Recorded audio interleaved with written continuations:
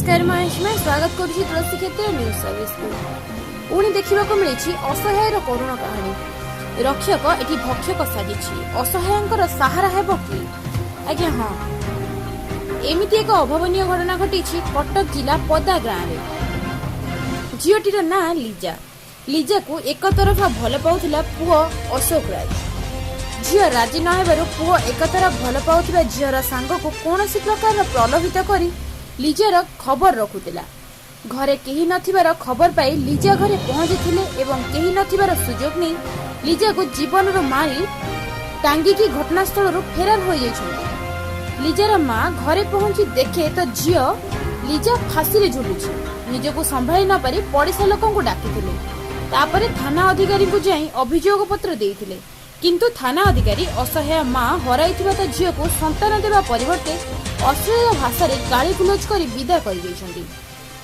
एक मास पूरी सारी सुधा ए पर्यंत अशोक राज को गिरफ्त करा जाय नै कि कोनोसी प्रकार कार्यानुष्ठान मध्ये निया जाय नै।